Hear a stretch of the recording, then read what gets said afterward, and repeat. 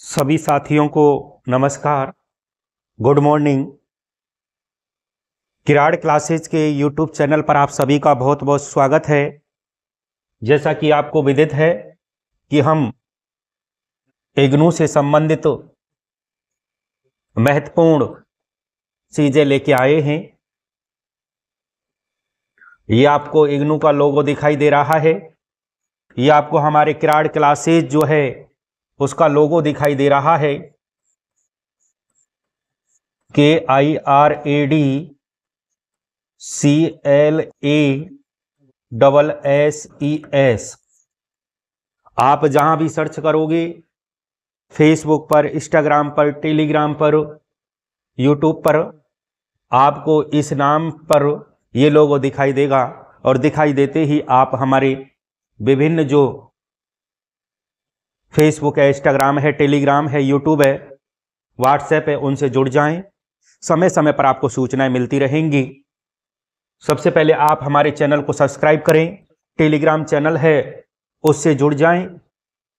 बात कर रहा हूं मैं IGNOU BEd entrance exam, IGNOU BEd entrance exam 2025 का। उससे संबंधित आज हम एमसीक्यू सीरीज लेके आए हैं। मल्टीपल चॉइस क्वेश्चन की एक सीरीज है, उस सीरीज की श्रृंखला को आज हम देखते हैं। मैं ये कह रहा हूं आपसे कि ये जो वीडियो आपके लिए कराई जा रही हैं, यूट्यूब पर निःशुल्क कराई जा रही हैं, जो मिल रही हैं, उनको आप पूरा देखें, अंत तक, लास्ट तक जरूर देखें, क्योंकि ये बहुत महत्वपूर्ण क्लासें हैं, रहने वाली हैं।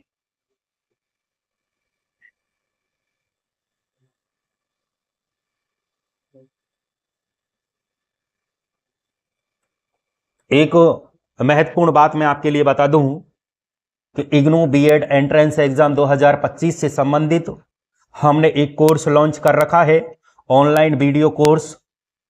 2 दिसंबर से इसकी कक्षाएं प्रारंभ हो जाएंगी, जिसकी प्राइस रखी है 599 रुपये।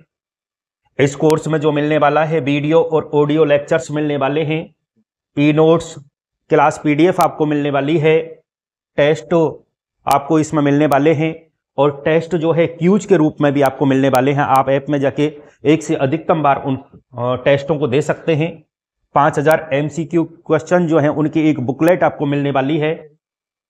और आप प्ले स्टोर पे जाके किराड़ क्लासेज KIRADCLASSES ये आप लिखोगे, वहां पर ये लोगो दिखाई देगा। आप इसको जो है इंस्टॉल करें और कोर्स परचेज करके अपनी तैयारी बेहतर कर सकें। देखिए, मैं आपको बता दूं कि ये जो प्राइस है कोई ज़्यादा प्राइस नहीं है। आप एक गवर्नमेंट टीचर हो, आपके लिए कोई ज़्यादा प्राइस है नहीं, लेकिन वाई द वे आप तैयारी कर रहे हो और 1 या 2 नंबर आपके कम पड़ जाते हैं, 1 या 2 नंबर से आप सिलेक्शन से रह जाते हो, तो आपको 1 साल इंतजार करना होगा। इसलिए आप इन पैसों को देके इंतजार क्यों करो, जब अभी आपका सिलेक्शन हो रहा है। और मैं ये विश्वास दिलाता हूं कि इन क्लासों को पढ़ने के बाद, इस कोर्स में जो भी क्लासें आपको मिलेंगी, जो मटेरियल आपको मिलेगा, 85+ नंबर लाने की आप जो है हैसियत रखोगे। इसलिए मैं सबसे गुजारिश करूंगा कि जो भी student IGNOU BEd entrance exam देना चाह रहे हैं, वो सभी की सभी इस कोर्स को परचेज करें।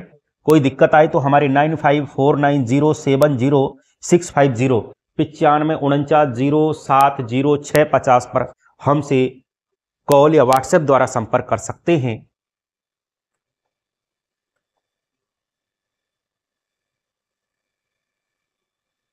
पहला जो प्रश्न है वो ये है, आइए आज हम प्रश्न देखते हैं। पहला जो प्रश्न है वो ये है कि प्राचीन भारत में निम्नलिखित में से कौन चिकित्सा शास्त्र मेडिसिन से संबंध नहीं है। यानी जो है इसमें नहीं पूछा, ये ध्यान रखना। पहली बात तो कि 3 तो इसमें हैं और 1 नहीं है, वो आपको बताना। ऑप्शन 1 कहता है सुश्रुत नहीं है क्या, 2 कहता है चरक नहीं है, 3 कहता है धन्वंतरी नहीं है, और चौथा कहता है भास्कराचार्य नहीं है। बताइए इनमें कौन सा नहीं है। यानी प्राचीन भारत में जो निम्नलिखित है उनमें से चिकित्सा शास्त्र से संबंध किनका नहीं रहा है, आपको यह बताना है। बताइए इसका राइट आंसर जो है वो क्या होगा। देखिए मैं आपको बता दूं, सुश्रुत का जो है चिकित्सा शास्त्र से संबंध रहा है, चरक का रहा है, धन्वंतरी का रहा है। जो भास्कराचार्य जो हैं, भास्कराचार्य जो हैं, इनका संबंध गणितज्ञ से रहा है। ये गणित के क्षेत्र में जो है इनका योगदान माना जाता है। तो इसका जो राइट आंसर होगा वो होगा ऑप्शन 4, भास्कराचार्य जो हैं उनका चिकित्सा शास्त्र से संबंध नहीं रहा। और किससे रहा? उनका गणितज्ञ से।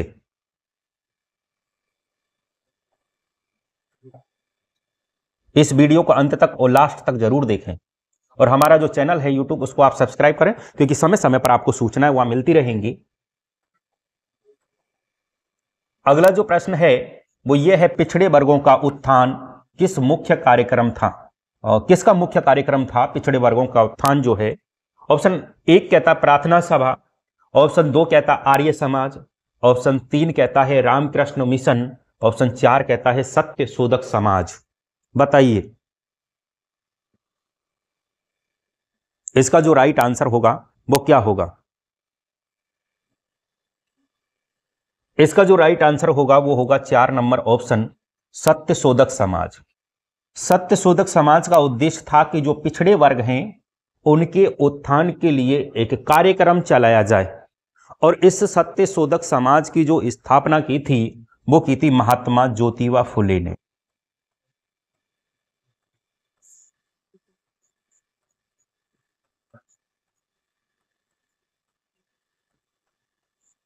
महात्मा ज्योतिबा फुले के द्वारा सत्य शोधक समाज की स्थापना की गई थी, और इसका मुख्य उद्देश्य क्या था सत्य शोधक समाज का, कि जो पिछड़े वर्ग हैं उनके उत्थान के लिए कार्यक्रम चलाए जाएं। अब बात करूं मैं प्रार्थना सभा की, और इसकी जो स्थापना की थी वो की थी आत्माराम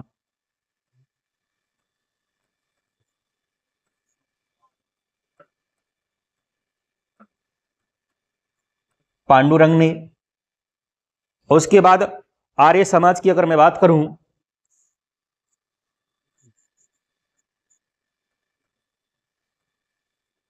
दयानंद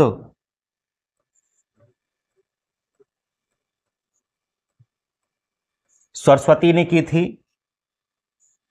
रामकृष्ण मिशन की अगर मैं बात करूं तो विवेकानंद जी के द्वारा इसकी स्थापना की गई थी। ये सभी प्रश्न आए हुए जो हैं, पिछले जो गत वर्ष एग्जाम लगे उनमें आए हुए प्रश्न हैं। मैं सभी के सभी प्रश्नों को 4 ऑप्शन जो है उनको खोल के बताऊंगा आपको। एक प्रश्न से आपका जो है एक प्रश्न समझ में नहीं आ रहा, बल्कि 4 प्रश्न आपके तैयार हो रहे हैं यहां पर। पिछड़े वर्गों के उत्थान के लिए जो मुख्य कार्यक्रम किसका था? सत्यशोधक समाज, इसका राइट आंसर है चौथा। बात करूं प्रार्थना सभा की तो आत्माराम पांडुरंग ने इसकी स्थापना की। आर्य समाज की स्थापना अगर पूछ ले आपसे तो दयानंद सरस्वती के द्वारा की गई थी। रामकृष्ण मिशन की अगर पूछूं तो स्वामी विवेकानंद जी के द्वारा इसकी स्थापना की गई थी, और सत्यशोधक समाज महात्मा ज्योतिबा फुले के द्वारा इसकी स्थापना की गई थी।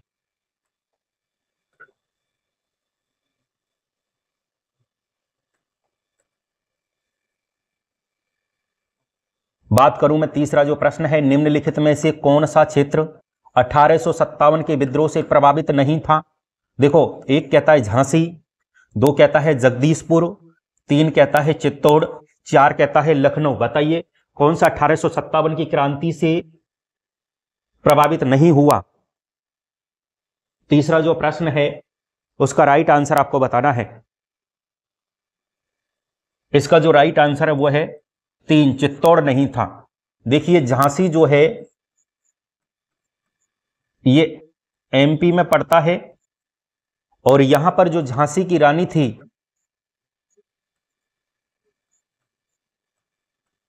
लक्ष्मीबाई, उन्होंने यहां पर 1857 की क्रांति का क्या किया था? नेतृत्व किया था। और अगर कोई पूछ ले कभी कभार तो इनके बचपन का नाम जो था वो था मणिकर्णिका।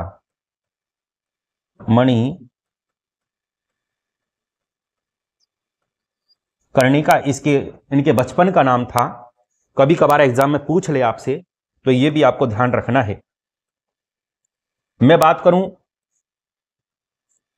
जगदीशपुर की, तो जगदीशपुर पड़ता है बिहार में।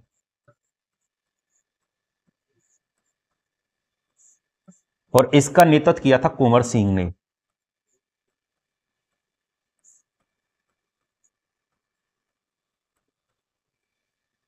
चित्तौड़ की अगर मैं बात करूं, तो चित्तौड़ पड़ता है राजस्थान में। और ये एक जो है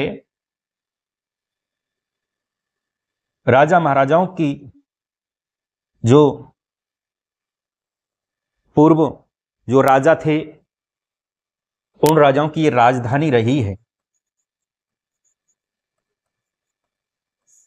चित्तौड़।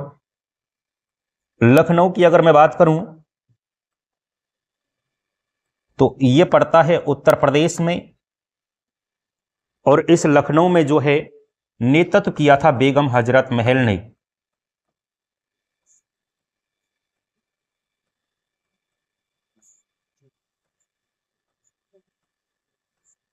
इस तरह से जो है ये 1857 की क्रांति जो है, उसके विद्रोह से प्रभावित जो क्षेत्र था वो चित्तौड़ नहीं था। और मैंने सभी की सभी आपके लिए बता दी हैं कौन किसने कहां पर किया है। अगले प्रश्न की अगर मैं बात करूं,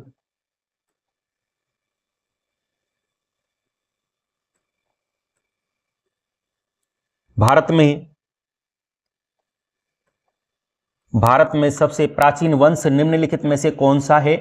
एक कहता है मौर्य वंश, दो कहता है चोल, तीन कहता है गुप्त और चार कहता है पल्लव। बताइए भारत में सबसे प्राचीन वंश पूछा है, ये आए हुए प्रश्न हैं।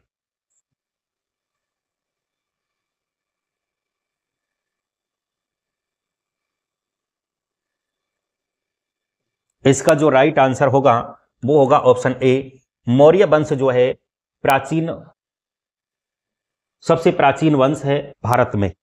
चौथे का जो राइट आंसर होगा वो होगा ऑप्शन ए।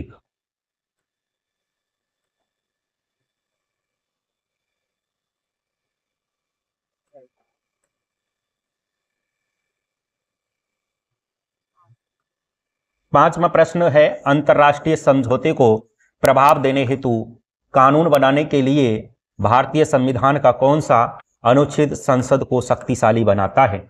यानी अंतरराष्ट्रीय जो समझौते होते हैं, यानी एक देश का दूसरे देश के साथ, ऐसा कौन सा कानून है या ऐसा कौन सा अनुच्छेद है जो भारतीय संविधान को और भारतीय संविधान की जो संसद है उसको शक्तिशाली बनाता है? एक कहता है अनुच्छेद 249, दो कहता है अनुच्छेद 250, तीन कहता है अनुच्छेद 252, चार कहता है अनुच्छेद 253। ऐसा कौन सा अनुच्छेद है जो अंतरराष्ट्रीय संबंधों में संसद को शक्तिशाली बना देता है? पांचवा जो प्रश्न है इसका राइट आंसर आपको बताना है। देखिए 249 की बात करते हैं हम सबसे पहले। 249 क्या कहता है? यदि राज्यसभा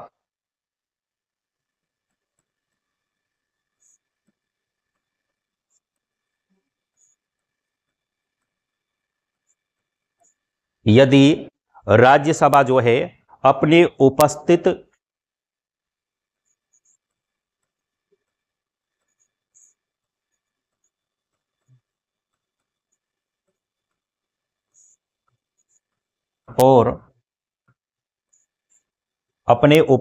और मत देने वाले सदस्यों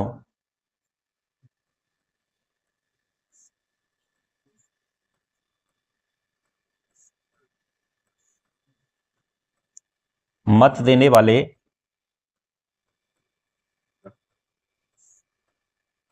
सदस्यों मत देने वाले जो सदस्य हैं के 2/3 बहुमत से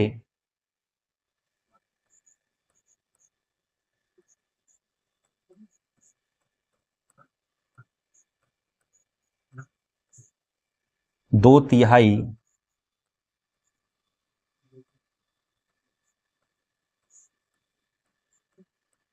दो तिहाई बहुमत से प्रस्ताव करें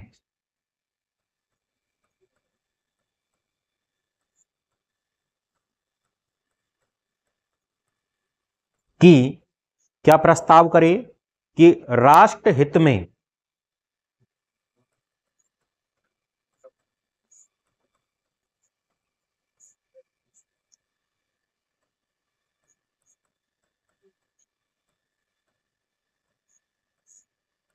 राष्ट्र हित में हित करो जो है तो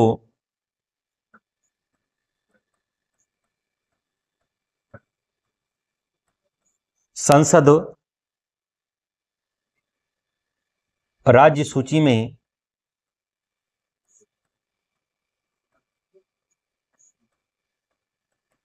दिए गए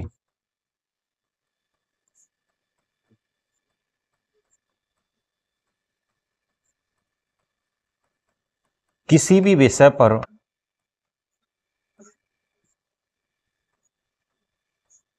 कानून बना सकती है।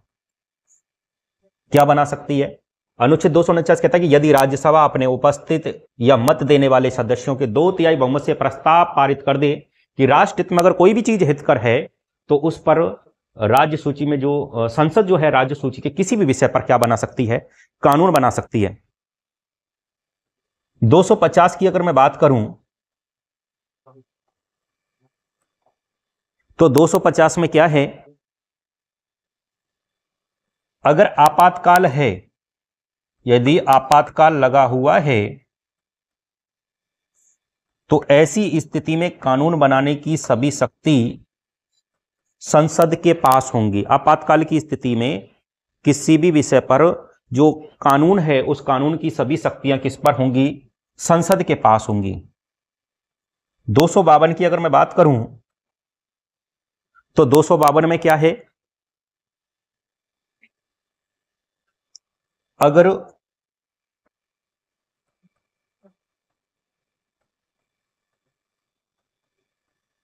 दो या दो से अधिक अगर दो या दो से अधिक जो हैं दो या दो से अधिक राज्यों की जो सहमति होगी किसी भी विषय पर, राज्यों की सहमति, तो उस पर कानून कौन बना सकता है? संसद। और अनुच्छेद 253 इस बात को कहता है कि अंतर्राष्ट्रीय जो समझौते हैं उनमें संसद को शक्तिशाली बना देता है। तो इसका राइट आंसर क्या होगा? ऑप्शन 4 अनुच्छेद 253। 249 देख लिया, 250 देख लो, 252 और 253 इस बात को कहता है।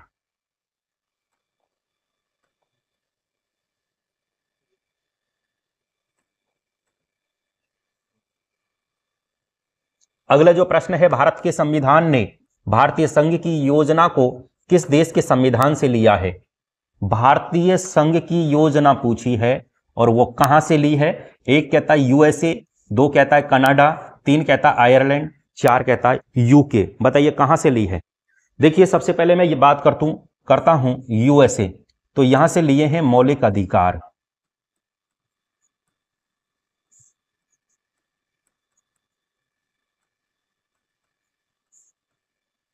मौलिक अधिकार यहां से लिए हैं। राष्ट्रपति पर महाभियोग अगर लगेगा तो वो भी यहीं से लिया है।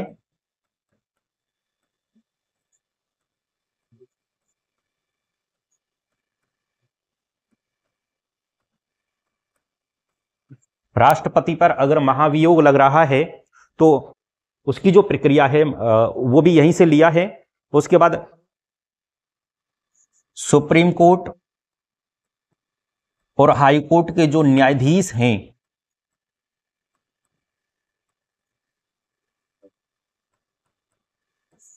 सुप्रीम कोर्ट और हाई कोर्ट के जो न्यायाधीश हैं उनको हटाने की प्रक्रिया, न्यायाधीशों को हटाने की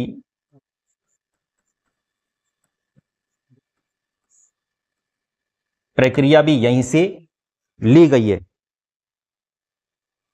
उसके बाद कनाडा की हम बात करें, महत्वपूर्ण बातें देख रहे हैं। कनाडा की हम बात करें तो कनाडा से क्या लिया गया है? तो कनाडा से लिया गया है भारतीय संघ की योजना। इसका राइट आंसर ये दूसरा होगा। तीसरा मैं देखूं आयरलैंड जो है, आयरलैंड से क्या क्या लिया गया है? नीति निर्देशक तत्व,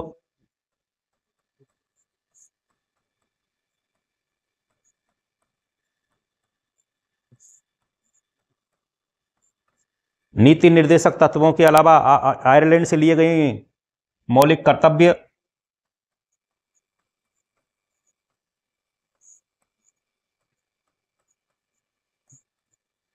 मौलिक कर्तव्यों के अलावा यहां से लिया गया है राष्ट्रपति पद का चुनाव।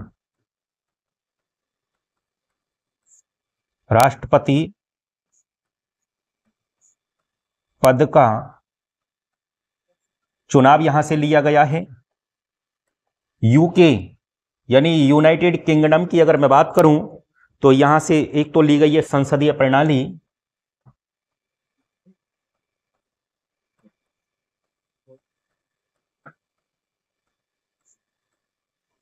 आगे मैं बात करूं तो यहां से ली गई है एकल नागरिकता।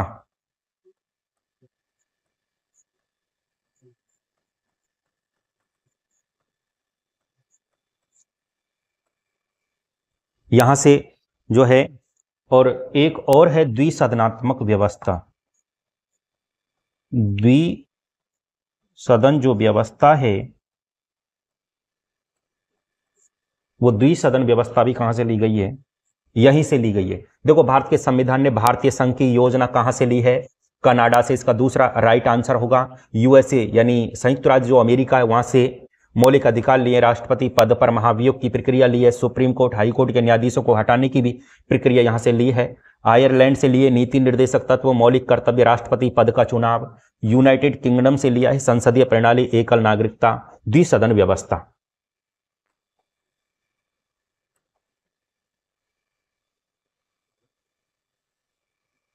अगला जो प्रश्न है,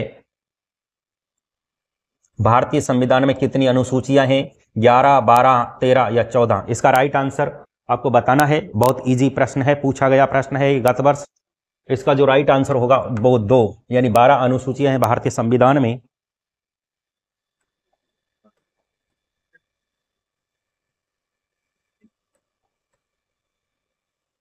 अगला जो प्रश्न है वो ये है, सरकारी आयोग का गठन किनके बीच संबंधों की समीक्षा करने के लिए किया गया था? एक कहता है प्रधानमंत्री और राष्ट्रपति, 2 कहता है विधायिका और कार्यपालिका, 3 कहता है कार्यपालिका और न्यायपालिका, 4 कहता है केंद्र और राज्य। बताइए किन संबंधों की भी समीक्षा करने के लिए सरकारी आयोग का गठन किया गया था? आयोग कौन सा है?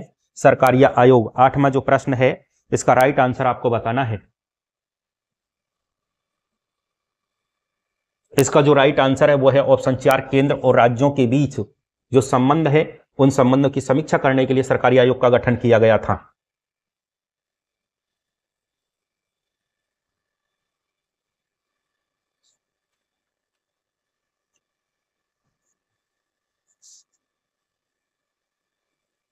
आगे मैं बात करूं, नवा जो प्रश्न है, राज्य के नीति निर्देशक तत्व हैं।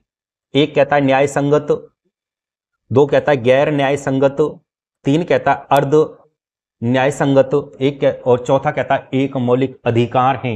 राज्य के जो नीति निर्देशक तत्व हैं ये क्या है आपको बताना है।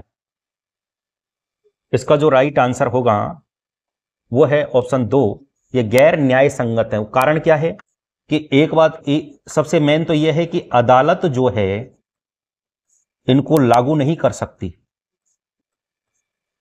अदालत जो है इनको लागू नहीं कर सकती, और इनका जो उद्देश्य है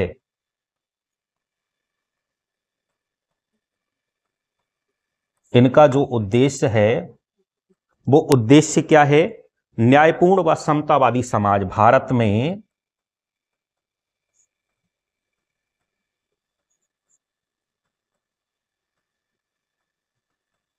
न्यायपूर्ण व समतावादी समाज, समतावादी समाज का क्या करना है? निर्माण करना है। ये इनका उद्देश्य है। नीति निर्देशक तत्वों की अगर मैं बात करूं तो ये नीति निर्देशक तत्व जो है संविधान के भाग 4 में है। भाग 4 में है। ये कौन से भाग में है? भाग 4। और अनुच्छेद की अगर मैं बात करूं तो अनुच्छेद जो है 36 से 51 तक इनका उल्लेख है। राज्य के नीति निर्देशक तत्व कैसे हैं? मेन बात यह है गैर न्याय संगत है, क्योंकि अदालत इन्हें लागू नहीं कर सकती और इनका जो उद्देश्य भारत में न्यायपूर्ण व समतावादी समाज का निर्माण करना, जो कि भाग 4 और अनुच्छेद 36 से 51 तक इनका उल्लेख है।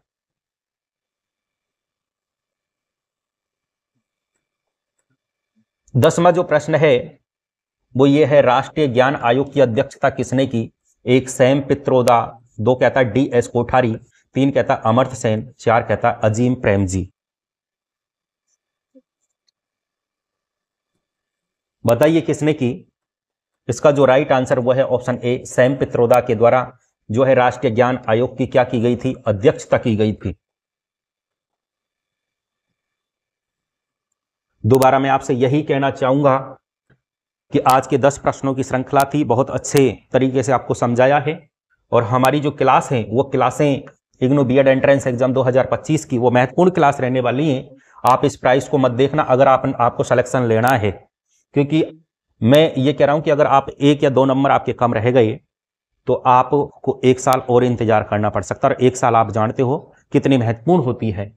इसलिए 2 तारीख से जो बैच हमारा शुरू हो रहा है उसमें ये फैसिलिटी मिलने वाली है सभी की सभी जो इस क्लास को देख रहे हैं, जो तैयारी करना चाह रहे हैं, हकीकत में आपको बीएड करनी है तो आप इस कोर्स को परचेज करें।